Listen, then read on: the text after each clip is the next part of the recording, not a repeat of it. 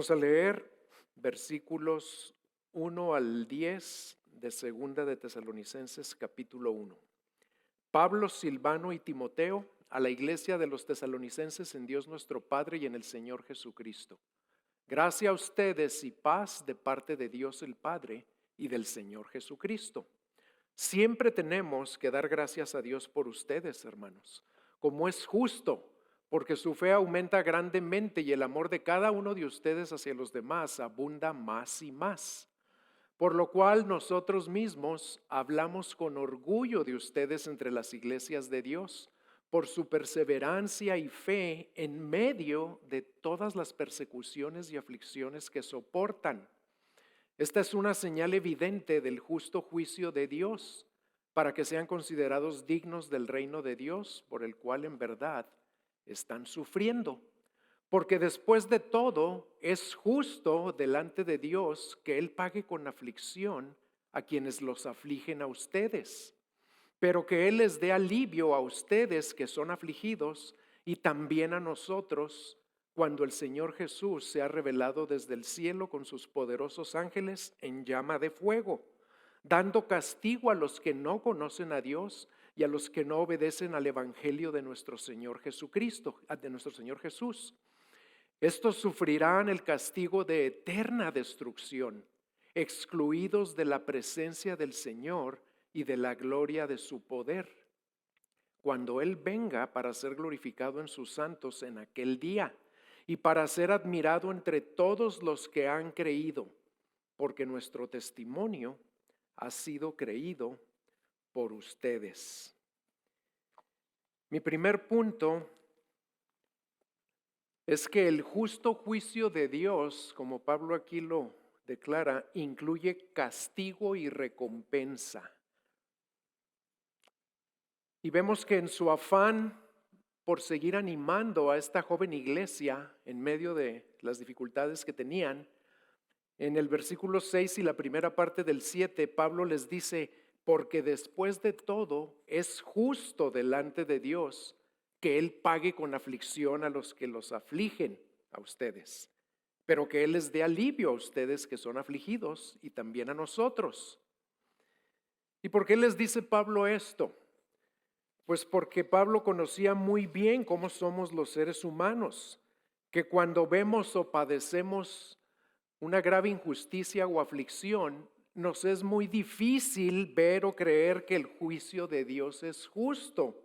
Por lo general, ¿qué vemos en esas circunstancias? Solo vemos la malicia, la crueldad, la arrogancia de los hombres que cometen la injusticia y vemos los sufrimientos de los hijos de Dios, que son resistidos, que son ridiculizados, acosados y en algunos casos, como les estaba ocurriendo a ellos, son encarcelados, torturados y hasta asesinados.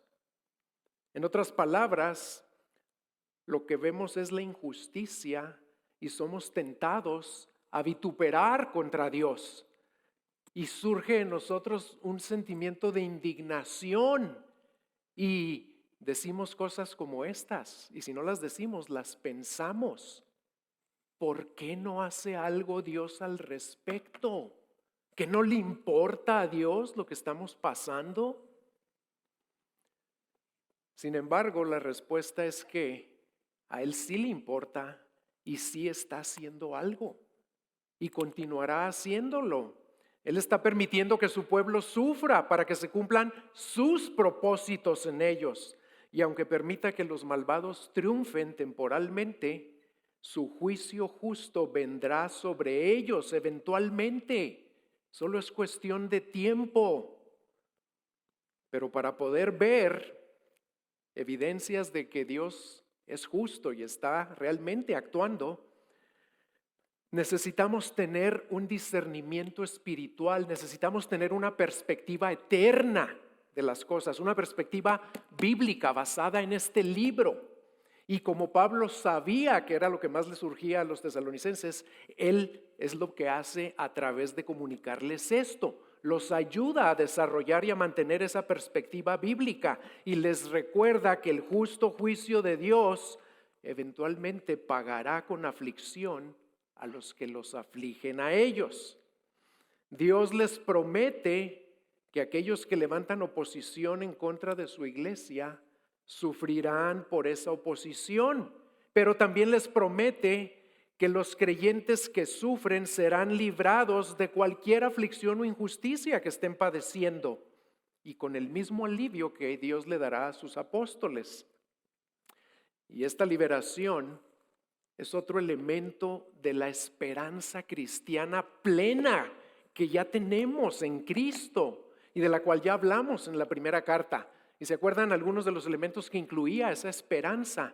Incluye resurrección para los que hayan muerto en Jesús cuando Cristo venga, o arrebatamiento porque va a arrebatar a aquellos que estén vivos cuando Él regrese, y también incluye gloria y honor cuando Él regrese por nosotros.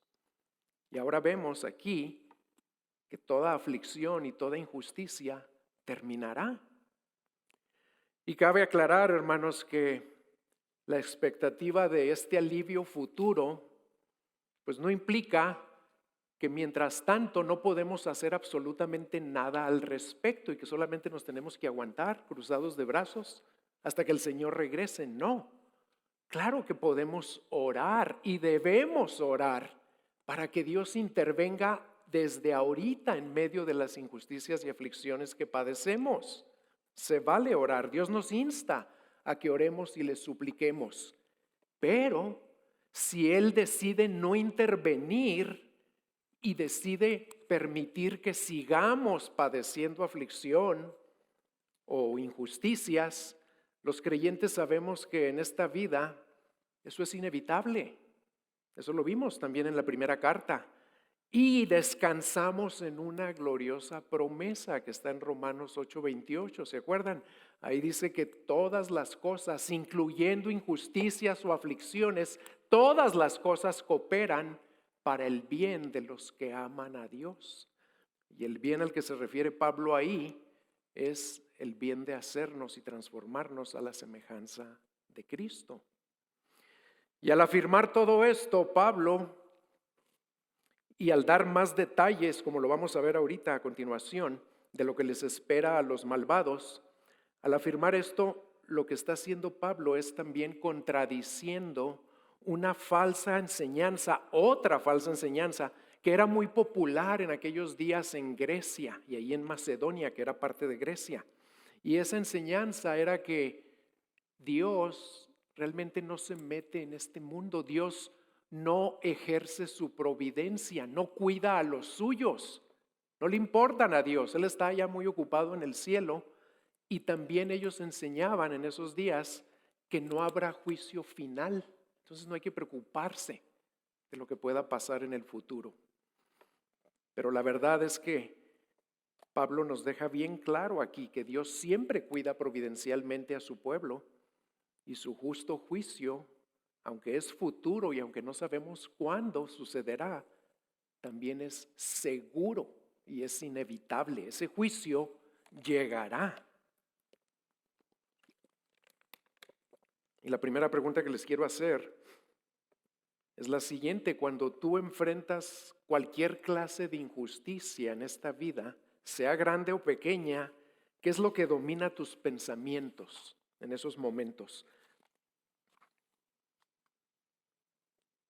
¿Cómo ves esas situaciones de dificultad o de injusticias? ¿Las ves desde una perspectiva bíblica? ¿Las ves a la luz de lo que Dios dice aquí en su palabra? ¿Y eso te lleva a seguir confiando en Él y en su justicia divina que tarde o temprano llegará? ¿O ves tus aflicciones e injusticias desde una perspectiva humana o terrenal que te lleva a desanimarte y a quejarte delante de Dios? Pues que estas verdades, hermanos, nos ayuden a tener y mantener siempre esa perspectiva bíblica en medio de nuestras aflicciones. Punto número 2. Las características del castigo que vendrá con el justo juicio de Dios. Características del castigo que viene. En los siguientes versículos, desde la segunda parte del 7 hasta el 9, Pablo nos habla en mayor detalle del castigo que va a venir en el futuro para los que están afligiendo a su pueblo, ¿verdad? Y ahorita vamos a ver que no nada más para ellos. Y nos muestra tres cosas específicas acerca de ese castigo. Nos dice cuándo ocurrirá, a quiénes les ocurrirá y qué les ocurrirá. Vamos a ver, miren. Primero, Pablo en el versículo 7, en la segunda parte, nos declara el tiempo en el que Dios pagará con aflicción a los que afligían a su pueblo. Y dice que será cuando el Señor Jesús sea revelado desde el cielo con sus poderosos ángeles en llama de fuego. Es interesante notar que en todos los otros textos que hemos visto en estas dos cartas que mencionan la venida de Cristo, la palabra que se usa es la parusía. ¿Se acuerdan que es su venida o su aparición? Pero aquí dice que el Señor será revelado. Y no usa la palabra parusía en griego, usa la palabra apocalipsis. Esa palabra significa quitar el velo y se usa cuando Dios nos revela alguna verdad que antes estaba oculta. Pero aquí no se usa en relación a una verdad, sino a una persona, a la persona del Señor Jesús. Porque ¿qué era lo que estaba oculto para ellos? Pues ¿quién iba a venir a juzgar a toda la tierra? Y estaba oculto para ellos y para los que los perseguían. Y por eso el que Pablo les diga y les revele esto, los debe haber alentado en gran manera. ¿Por qué? Porque en aquellos días, a diferencia de los que los afligían, estos creyentes no tenían templo, no tenían imágenes de sus dioses, no tenían nada visible en quién apoyarse. Tenían que apoyarse en Dios solo por medio de la fe, en un Dios al que no veían. Pero Pablo aquí les dice que el Señor será revelado desde el cielo un día y todo ojo le verá. La esperanza de estos creyentes y la esperanza de ustedes y mía, hermanos, es que nuestro Señor y Salvador Jesucristo será revelado desde el cielo, que fue a donde Él se fue y desde donde regresará para ejecutar juicio y recompensa. Y conocer y creer en estas gloriosas verdades nos debe infundir aliento, como se los infundió a ellos. Nos ayuda a soportar las aflicciones y las injusticias. Y aquí quiero comentar algo que sí ha permitido Dios entre nosotros. Hace 2 semanas comenté que en su gracia Dios no nos ha permitido padecer la persecución que padecían ellos, porque ninguno de nosotros ha sido perseguido y encarcelado y torturado por seguir a Cristo. Y todo eso es por la misericordia de Dios. Tal vez llegará el día en que tengamos que padecer esas cosas. Pero muchos creyentes de nuestra iglesia, y algunos de ellos tal vez están aquí sentados ahorita, y de otras iglesias en todo nuestro país, sí han sufrido otras terribles injusticias, tales como perder a un ser querido y saber que a los que cometieron el crimen no se les juzga, no se les castiga conforme a la ley y andan libres como si nada. Pero a todos ellos les recuerdo que un día, y ya no tan lejano, Cristo regresará y ejecutará su justicia divina y nadie quedará impune, como sucede con tanta frecuencia en nuestro país. Y el fuego que menciona aquí Pablo es un símbolo usado con frecuencia en la Biblia para representar el juicio de Dios. Y dice que vendrá con sus poderosos ángeles. Y eso resalta que el Señor Jesús, que era menospreciado en Tesalónica por los que perseguían a su iglesia, vendrá con gran autoridad y poder, acompañado de aquellos que ejecutarán su justo juicio divino. Y luego en el versículo 8, Pablo nos dice claramente a quiénes les va a ocurrir ese justo juicio de Dios cuando el Señor Jesucristo sea revelado desde el cielo. Véanlo conmigo, dice, dando castigo a los que no conocen a Dios y a los que no obedecen al Evangelio de nuestro Señor Jesús. Aquí Pablo está usando lenguaje muy parecido al que ya había profetizado Isaías acerca de la ira de Dios en el último capítulo de Isaías, capítulo 66, versículo 15. Ahí lo dijo así, dijo, porque el Señor vendrá en fuego y sus carros como torbellino para descargar su ira con furor y su reprensión con llama de fuego. Y también en ese mismo capítulo, en el versículo 4 de Isaías 66, había dicho esto. También, dice Dios, yo escogeré sus castigos y traeré sobre ellos lo que temen, porque llamé, pero nadie respondió. Hablé, pero no escucharon. Más bien hicieron lo malo ante mis ojos y escogieron lo que no me complacía. Y lo primero que debemos notar aquí es que el justo juicio o castigo divino vendrá no únicamente a aquellos que perseguían y afligían a los cristianos de Tesalónica. El juicio de Dios será mucho más amplio que eso y va a incluir a los que no conocen a Dios. Y esto nos puede parecer un poco injusto a primera vista, pero les voy a explicar a qué se refiere. No se refiere a personas que no saben o que no conocen que Dios existe. ¿Saben por qué? Porque no existen esas personas. La Biblia aclara, y ahorita se los voy a leer en Romanos capítulo 1, que todos los seres humanos sabemos que Dios existe porque Dios mismo nos lo revela. Vean cómo lo dice en Romanos 1, del 18 al 21.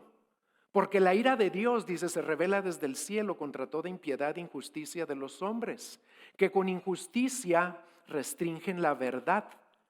Pero lo que se conoce acerca de Dios es evidente dentro de ellos. ¿Por qué? Pues Dios se lo hace evidente. Porque desde la creación del mundo, dice, sus atributos invisibles, su eterno poder y divinidad se han visto con toda claridad, siendo entendidos por medio de lo creado. De manera que ellos no tienen excusa.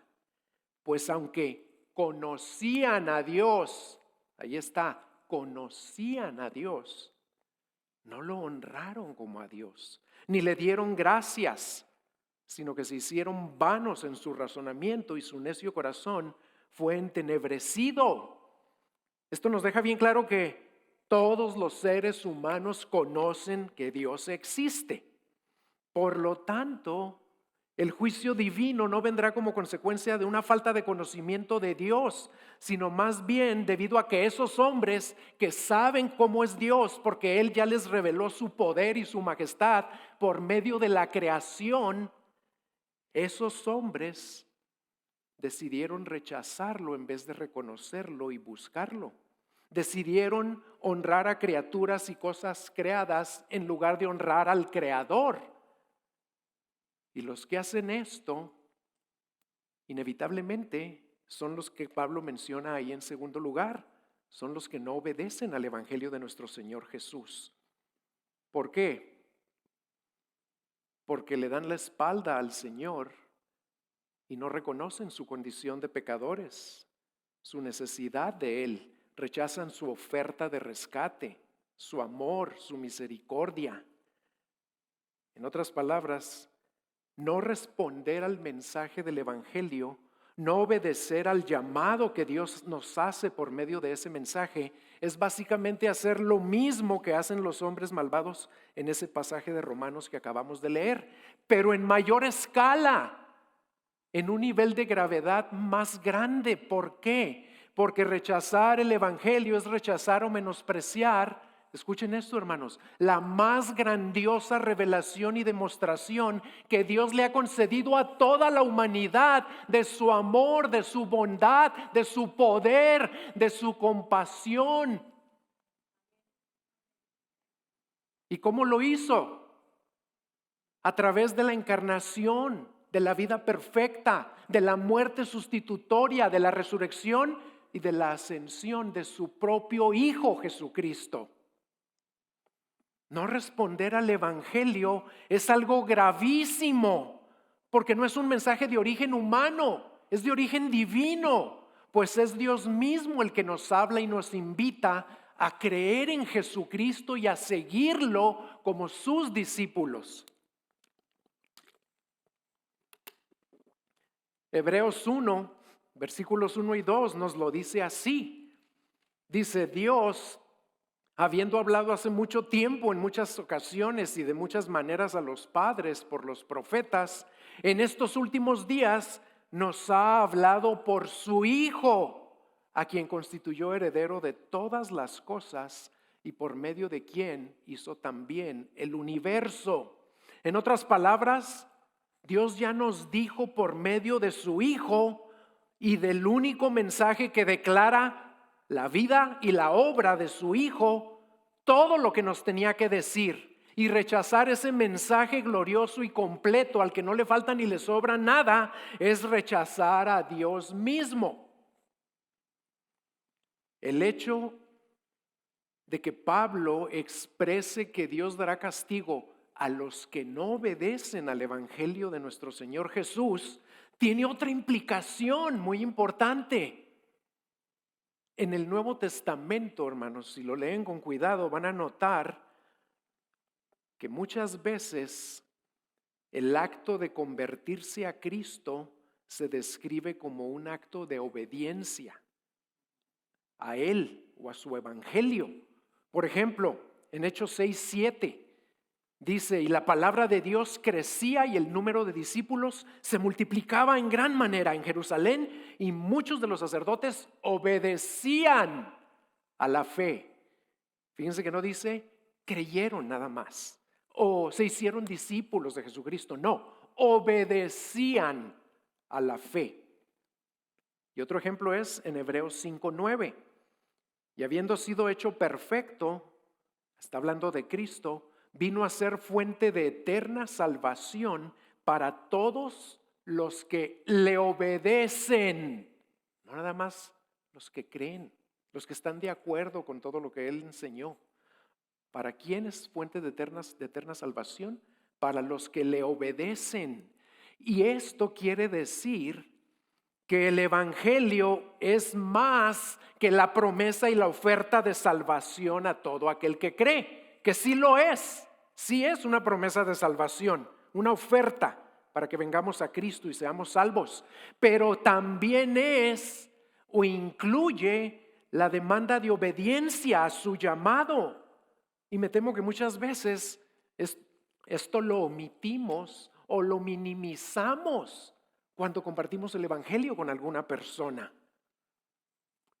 Cierto autor, para ayudarnos a ver la gravedad de esto, dice que en el esquema divino, en el esquema de Dios, la desobediencia al Evangelio es elevada al estatus de una ofensa criminal, porque fue Dios mismo quien llamó, pero nadie respondió, nadie obedeció. Fue Dios quien habló, pero no escucharon. Y cuando esa iniciativa divina es rechazada, ese mismo evangelio se vuelve el criterio por el cual Dios juzgará a las personas.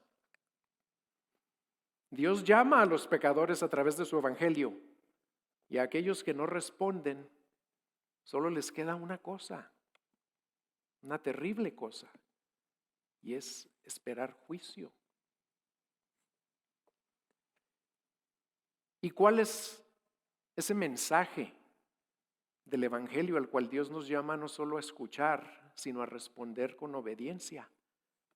¿Qué es ese mensaje sobre el cual nos advierte que rechazarlo tiene terribles y eternas consecuencias, como veremos en un momento? Les voy a recordar brevemente cuál es ese Evangelio. El Evangelio consta de 3 partes: problema, solución y respuesta. Y el problema es que todos los seres humanos somos pecadores por naturaleza. No somos pecadores porque pecamos, más bien al revés. Pecamos porque somos pecadores.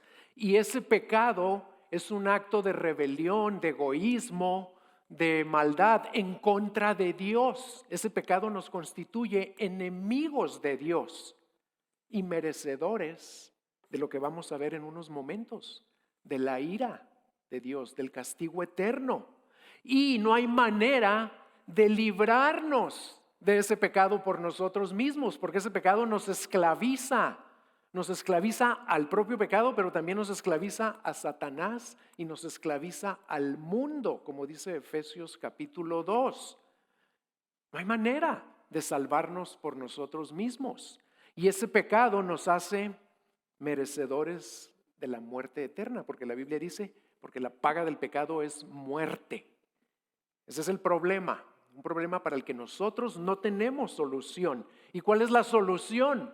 La solución es que Dios tuvo que hacerse hombre para venir a este mundo, como dice una canción, a respirar el polvo de esta tierra en la persona de su Hijo Jesucristo, con el fin de podernos rescatar, pero también, como se nos dijo la semana pasada, y este es el corazón del Evangelio, tenía que venir a sufrir, a padecer, a ser rechazado, escupido, azotado y crucificado para pagar por pecados que Él nunca cometió, por pecados que ustedes y yo cometemos. Porque no había otra manera de rescatar a pecadores. Ese es el problema y esa es la solución. Pero el tercer elemento es que ese mensaje también incluye, como acabamos de ver, también demanda que los que lo escuchen no nada más digan, sí, estoy de acuerdo, yo soy pecador, lo reconozco, no me puedo salvar. Hay personas que reconocen eso y vienen a la iglesia porque saben que son pecadores. Tampoco basta con estar de acuerdo con el segundo elemento, que es, sí, yo estoy de acuerdo que solo Jesucristo me puede salvar. Él vino, Él se hizo hombre y Él tenía que padecer y sufrir por nuestros pecados y morir en aquella cruz de esa manera tan cruel.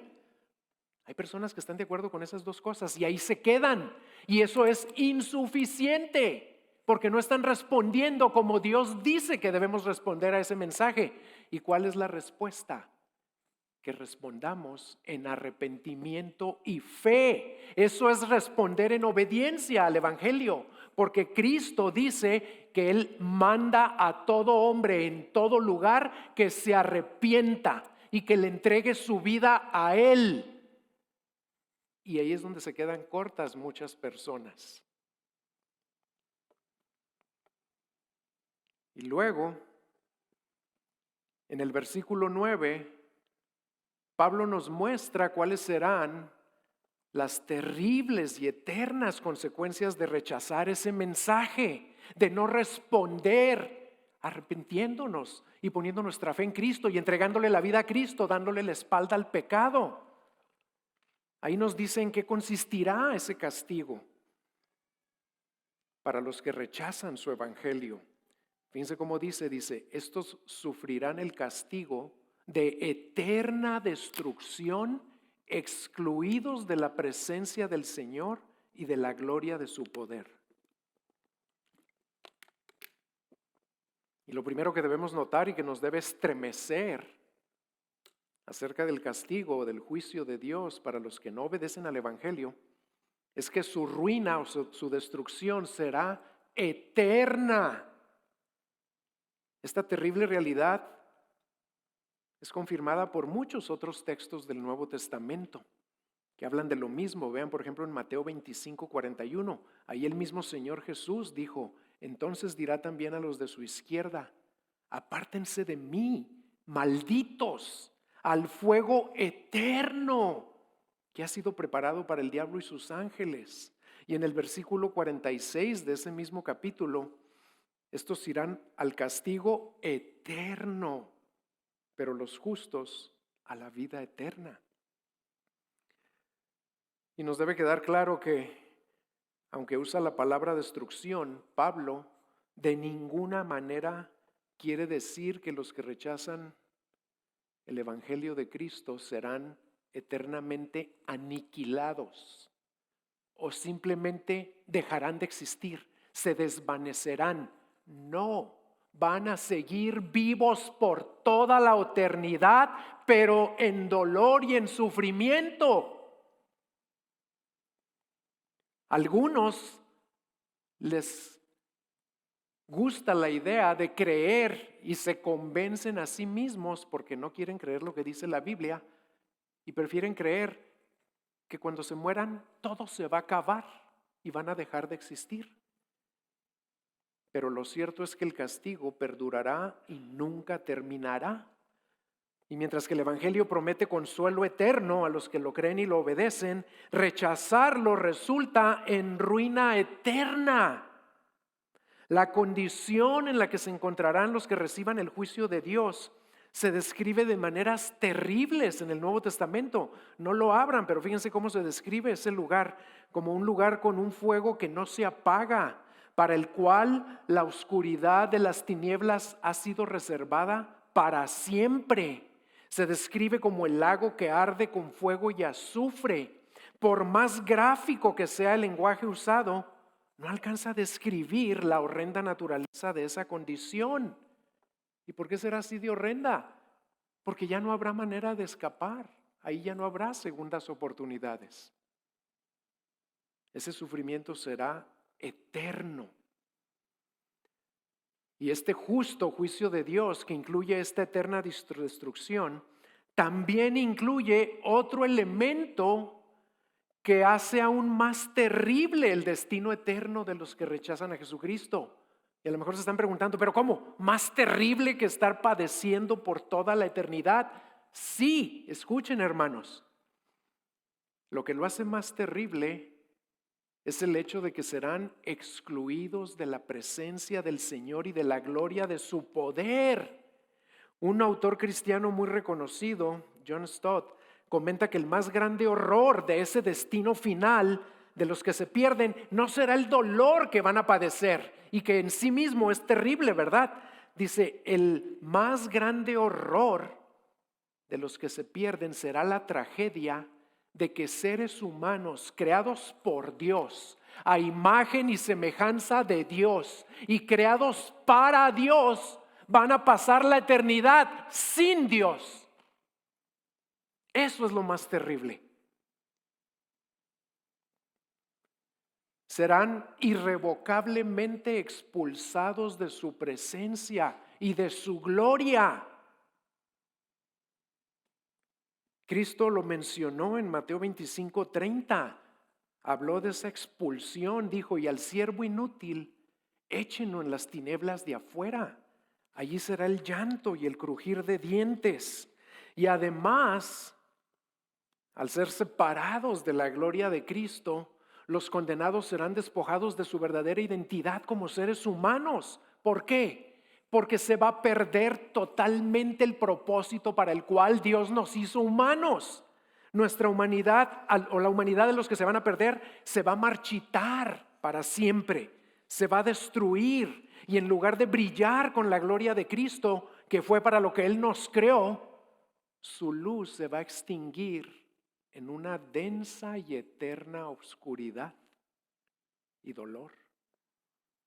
Tan horrendo es esto, hermanos, que la verdad es que no lo alcanzamos a comprender en toda su magnitud. Pero aunque no lo alcancemos a comprender, lo debemos creer, porque es la verdad. Y aquí Dios, en su misericordia, Dios nos la está revelando para que la creamos y vengamos a Cristo y escapemos de esa terrible realidad. ¿Por qué creen que Dios nos pone todas estas cosas aquí? Por su amor. Es una muestra de su amor y compasión para que los hombres no se pierdan y vayan a ese lugar, sino para que se salven respondiendo al evangelio de su Hijo. Y yo te pregunto, ¿qué impacto produce en ti el escuchar y entender con mayor claridad lo horrendo que será el castigo final de los que rechazan a Cristo? Y creo que a los que por su gracia ya somos de Cristo, nos debe impactar al menos de dos maneras. Y estas serían las principales aplicaciones de este mensaje. Debe producir en nosotros, si es que aún no existe, o debe intensificar en nosotros, si ya existe, el más grande, el más profundo y el más sincero agradecimiento a Dios por habernos traído a Cristo para rescatarnos de ese castigo eterno. Y número dos, debe hacernos abundar más y más en amor y compasión por todos los perdidos en nuestro círculo de influencia, especialmente por nuestros seres queridos, que muchos de ellos duermen bajo nuestros techos y van rumbo a este castigo, van rumbo a esta ruina, van rumbo a esta destrucción. Y nosotros tenemos el mensaje que los puede salvar. ¿Se los estamos compartiendo? Y no nada más con palabras, sino con nuestra vida. Y estamos orando por ellos, intercediendo por ellos, sin cesar.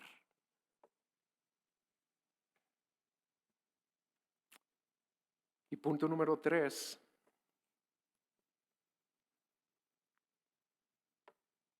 Pablo termina hablándonos de la recompensa en el versículo 10. ¿Se acuerdan cómo empezó esta sección? Pablo empezó afirmando que el justo juicio de Dios incluía castigo para unos y recompensa para otros. Y luego, como acabamos de ver, Pablo les explicó en mayor detalle a los tesalonicenses en qué consistía ese castigo. Ahora, Pablo concluye esta sección en el versículo 10 hablando de la recompensa que también vendrá con el juicio de Dios el día de la parusía o el día en que el Señor sea revelado desde el cielo. Y les declara lo que les aguarda a los que son de Cristo con estas alentadoras palabras. Escuchen en el versículo 10. Dice, cuando Él venga para ser glorificado en sus santos en aquel día y para ser admirado entre todos los que han creído, porque nuestro testimonio, hermanos, fue creído por ustedes. Además de que aquel día en que Cristo regrese, Dios les dará a los tesalonicenses completo alivio de todas sus aflicciones o injusticias. Ese día será mucho más maravilloso. ¿Por qué? Porque será un día lleno de gloria, por varias razones que ya hemos visto algunas de ellas. En primer lugar, en la primera carta hablamos de esto. Ese día seremos transformados y reflejaremos la gloria de Él porque seremos como Él. Eso lo dice primera de Juan 3:2. Amados, ahora somos hijos de Dios y aún no se ha manifestado lo que hemos de ser, pero sabemos que cuando Cristo se manifieste, seremos semejantes a Él porque lo veremos como Él es. Y además de ser glorificado en sus santos, cuando Él regrese, compartirá su gloria con los suyos, como dice Colosenses 3:4. Cuando Cristo nuestra vida sea manifestado, entonces ustedes también serán manifestados con Él en gloria. Y a diferencia de lo que hicieron los que los afligían, en lugar de rechazar a Cristo como lo hacían ellos, los suyos en aquel día lo admirarán. Será admirado entre todos los que han creído. Aquel día glorioso en que Él aparezca, en que Él regrese, en que Él se manifieste, su pueblo le dará la gloria y el honor que solo Él merece por su juicio divino y justo. Y para darles aún más ánimo, Pablo les asegura que ellos disfrutarán estas gloriosas promesas. Todas. ¿Por qué? Porque ustedes, hermanos, les dice, ustedes han creído nuestro testimonio. ¿Y a qué testimonio se refiere Pablo? Pues se refiere nada más y nada menos que a la proclamación del Evangelio de Jesucristo. al cual los tesalonicenses respondieron en fe y arrepentimiento, en obediencia al llamado que Dios nos hace a todos los seres humanos por medio de ese mensaje. Y esto también implica que el destino final de todo ser humano, cuando Cristo sea revelado desde el cielo para juzgar a vivos y muertos, ¿saben de qué va a depender el destino final? De todos los seres humanos. Va a depender de una cosa: de cómo respondieron al mensaje del Evangelio de Jesucristo, a las buenas nuevas para su problema que no tiene solución humana.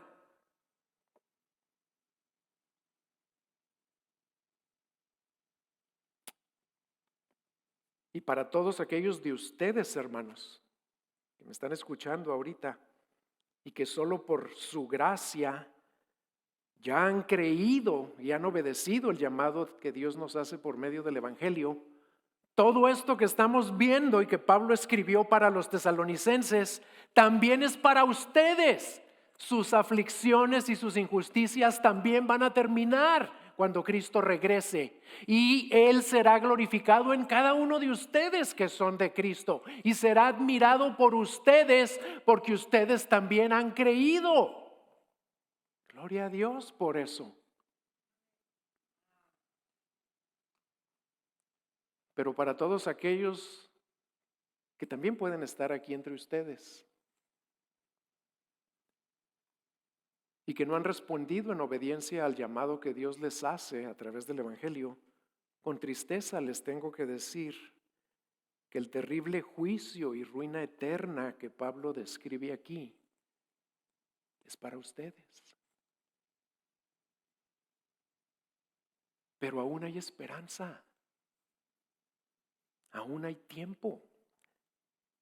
Ustedes que están vivos aún pueden ser librados de ese horrendo destino si reconocen y se arrepienten de sus pecados, si ponen toda su fe en Jesucristo y en lo que Él hizo para librarlos de sus pecados, y si le dan la espalda a sus pecados y se entregan a Él para seguirlo como sus discípulos.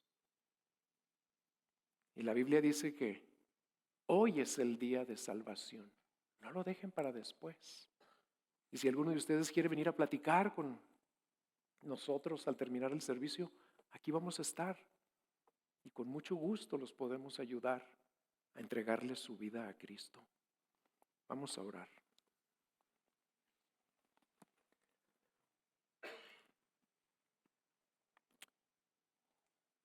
Señor, te queremos agradecer con todo nuestro ser que aún estas verdades difíciles de asimilar sobre realidades eternas y horrendas, nos las revelas como evidencia de tu amor por nosotros. Gracias. Gracias que tu intención no es que perezcan los impíos. Tu intención es que todos se arrepientan y se salven.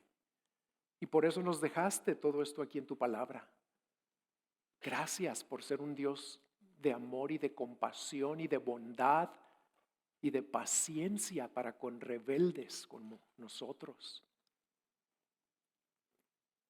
Ayúdanos a responder a estas verdades como es digno de ti, como tú quieres que lo hagamos. Si ya somos de Cristo, a responder con un profundo agradecimiento y asombro ante la gloria que nos espera cuando lo que merecíamos era el juicio y el castigo eternos. Y ayúdanos a llevar este glorioso mensaje de salvación a los que nos rodean y que todavía están perdidos y van camino a ese destino eterno, Señor. Ayúdanos. Y a ellos dales de tu gracia salvadora. Envía tu Espíritu para redarguirlos de su pecado y para que vean cuánto necesitan a Cristo y respondan cuando les compartamos las buenas nuevas del amor de Cristo por ellos. Te lo pedimos en el nombre de nuestro Salvador.